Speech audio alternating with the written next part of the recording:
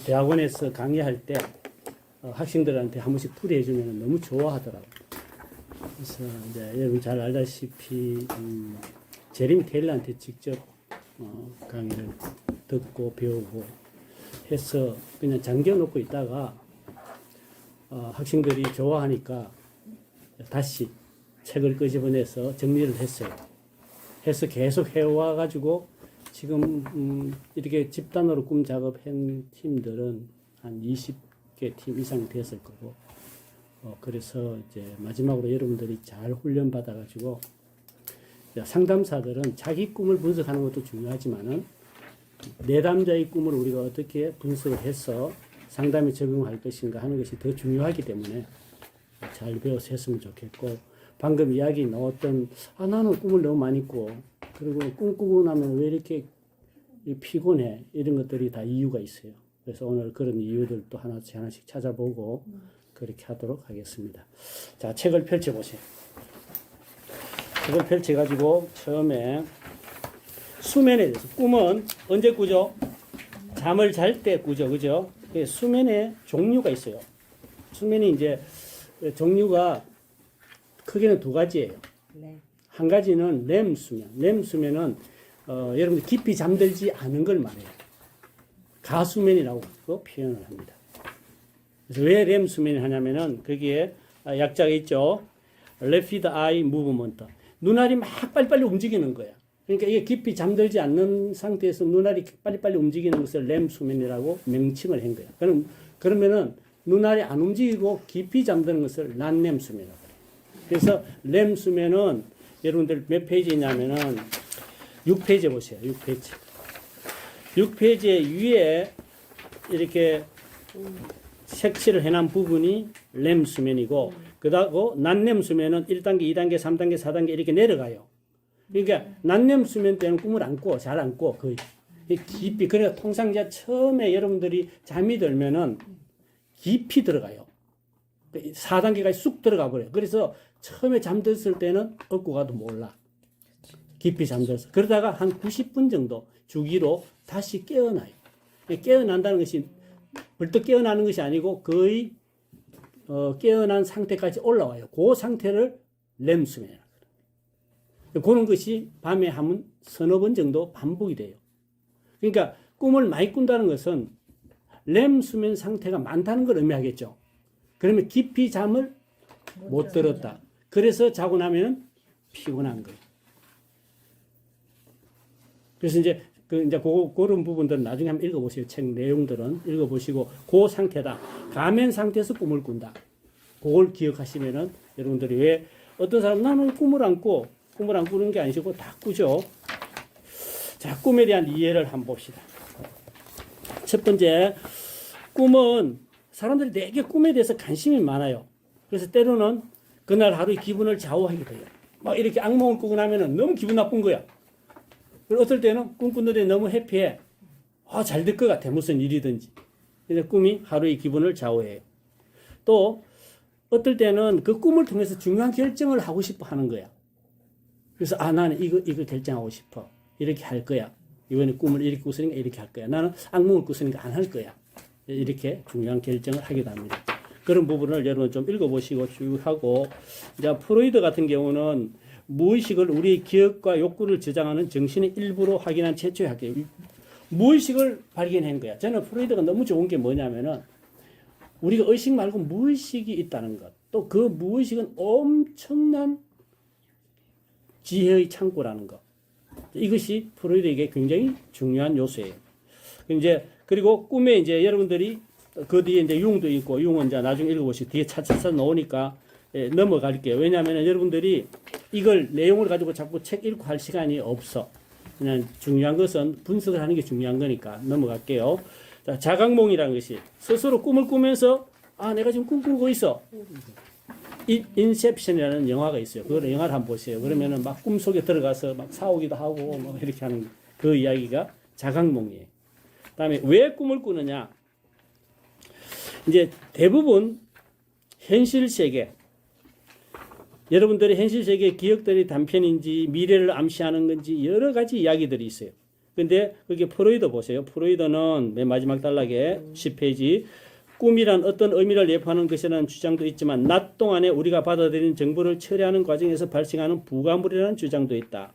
이제 학자들에 의하면은 꿈을 연구한 학자들에 의하면은 렘 수면 우리가 가수면 상태가 낮에 우리들이 배운 많은 그 지식들 정보들을 마치 서류철에 정리하듯이 그렇게 하는 시간이라고 이야기하는 거예요. 되게 중요한 시간이죠. 그 렘 수면 시간이.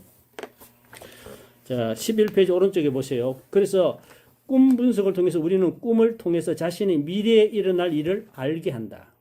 꿈은 절대 과거를 이야기하지 않아요. 여러분 꼭 기억하세요. 꿈은 미래를 이야기합니다.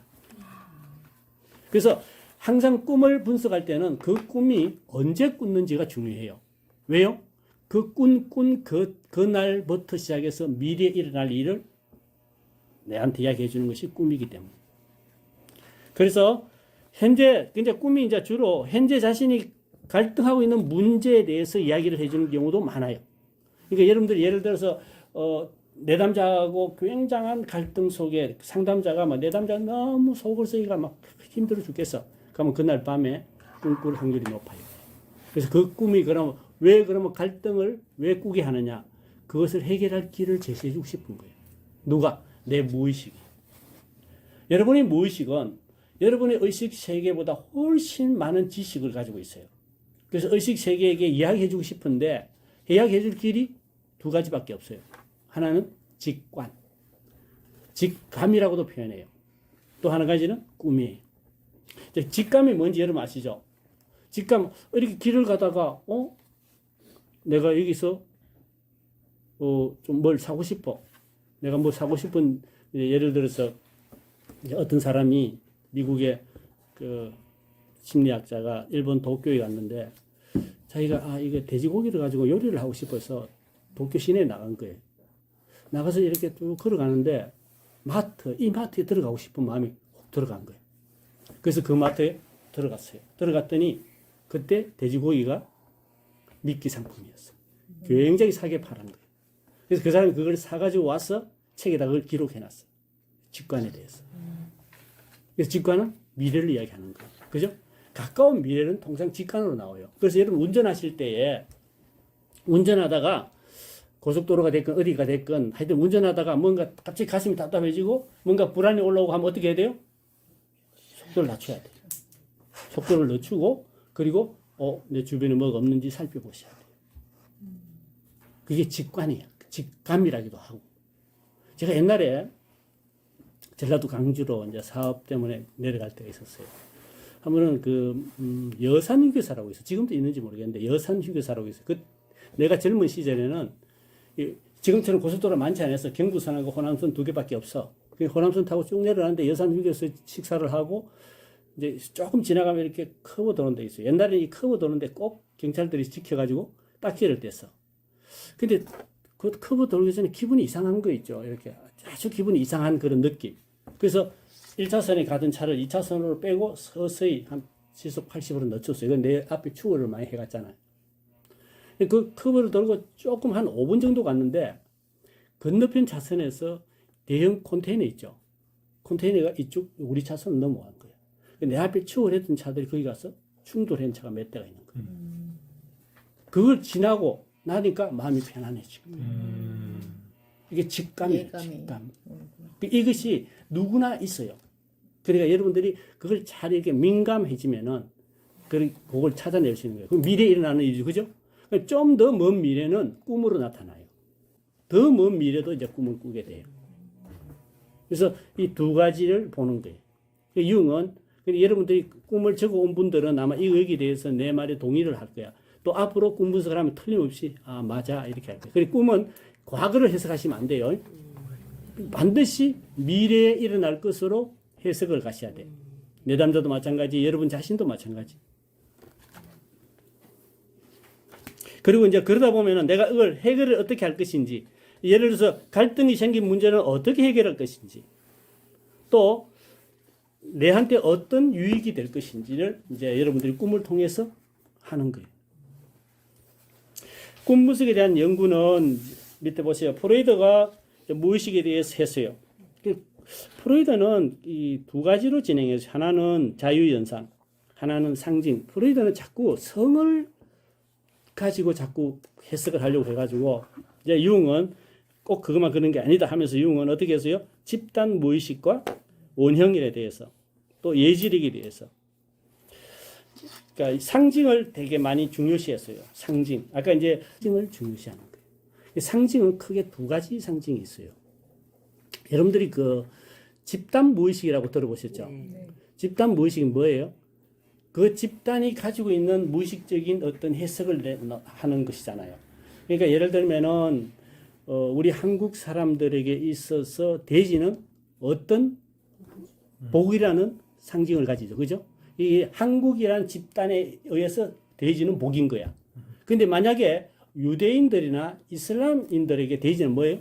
불경스러운. 저주스러운 거죠. 오히려. 그 집단은 무의식이 틀린 거야. 자, 우리는 어떤 숫자가 되게 좋은 숫자죠? 7. 어떤 게 안 좋은 거죠? 4. 그러면 아까 이야기했던 유대인들은 서양에서 뭐가 안 좋은 숫자죠? 13. 13이지. 13. 13일의 금요일 여러분 아시잖아. 네. 자, 중국인들은 어떤 숫자가 좋은 숫자죠? 8. 그 사람들은 888888 전화번호 하면 어마어마하게 비싸다고 그러잖아요. 자, 그게 집단 무의식을 상징하는 거예요. 아시겠죠? 그 집단이 가지고 있는 상징적인 의미, 그때 그 집단 무의식을 이용한 사용을 하는 거야. 해석을 할 때. 또 한 가지는 개인적인 상징이 있어요. 개인적인 상징은 사람마다 틀려요. 예를 들어서 제가 이제 대학원생 중에 한 명은 아기에 대해서 아기를 낳아가지고 막 이렇게 키우고 뭐 이런 꿈을 꿨어요. 그게 뭘 상징하느냐 이 대학원생한테는 무슨 고난, 어려움 막 애를 길러야 돼.